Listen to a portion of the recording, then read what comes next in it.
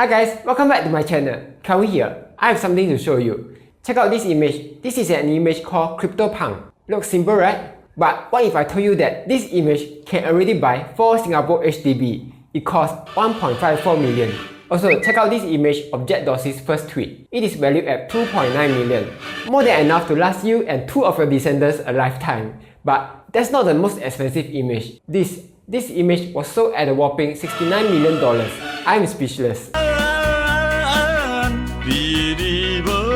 That's not the most unbelievable part. Instead, the craziest part is that all of these are not physical images. They are all digital art. These digital arts are also known as NFT. You may be like, huh? What is NFT? Can it win? So that's what I'm going to talk about today. In this video, I will explain what is NFT. How can these images worth so much? Is it really legit or is it just a scam? Then I'll also tell you what I personally think about NFT. So let's not waste any time and let's start right now. To understand why this digital art can worth so much, you first have to understand what is NFT. NFT is just short for non-fungible token. Then you'll be like, huh?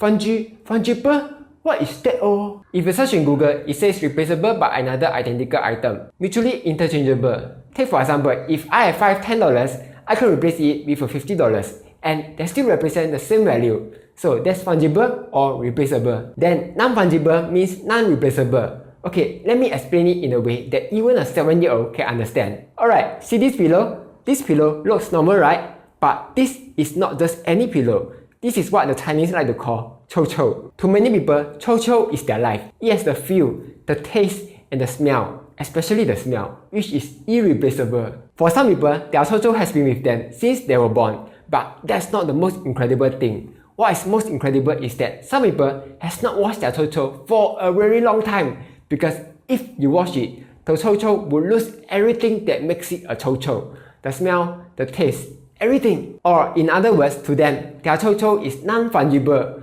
or non-replaceable. Even if you find the same pillow, to them, it will not be the same because there will only be one chou chou. Okay, so that was the non-fungible. Now, for the token. Basically, in the programming world, token is just a fancy name for unique ID.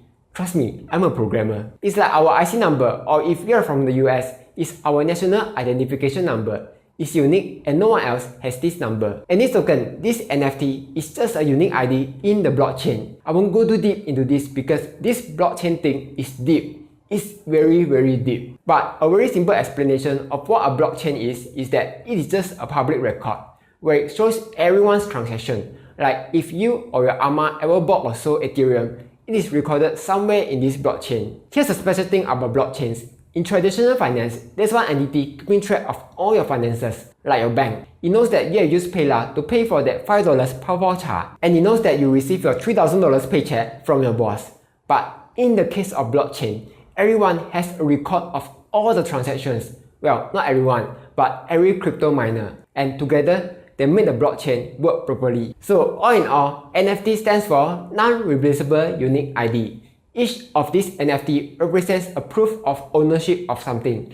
It can be a JPEG, GIF or GIF, whichever you want to call it, videos, music, and so on. And then you'll be like, oh, now I know what is NFT, but why digital art there's a unique ID can worth so much? How come something like an image of Jack Dorsey's first tweet can cost $2.9 million?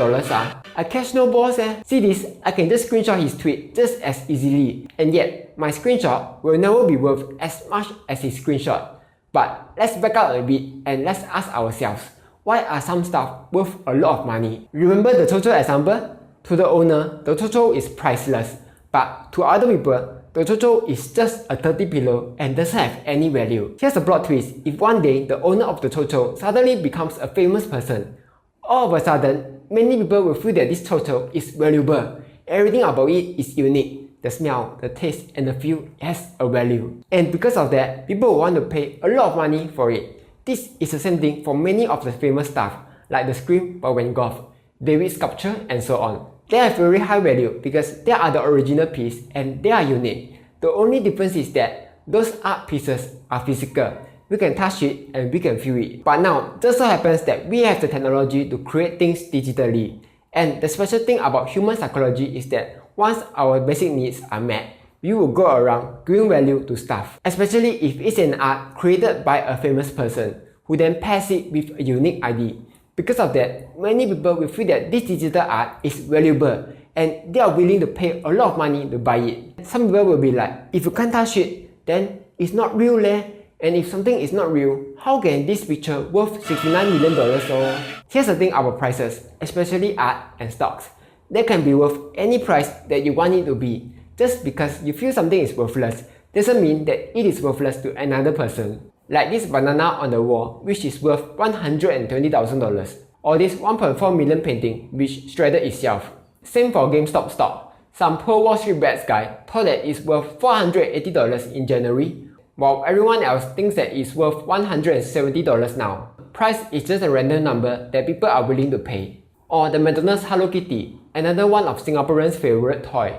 Or even fish at the Chai Fan store. Sometimes, if I'm feeling rich, I'm willing to pay to eat it. This kind of thing has happened over and over again throughout history. Like in the 1990s, everyone thought that internet stocks were worth a lot of money, causing them to buy a lot of internet stocks, which drove up stock prices, eventually causing a bubble that popped. Or the tulip mania in the 1600s, where everyone thought that tulips are worth a lot of money, which also caused a bubble that popped. Now, of course, I'm not saying that this whole NFT thing is a bubble. I'm just saying that anything can worth as much as they want or as little as they want. This young cat GIF is worth $742,000 because someone thinks that it's worth that much and is willing to pay the money for it. Will this whole NFT craze pop one day? Nobody knows. All I know is that this whole NFT saga is making a lot of people rich right now. But here's the thing, other than the art itself, which is digital, everything else is real. Somewhere on earth, there's a computer that's storing this NFT.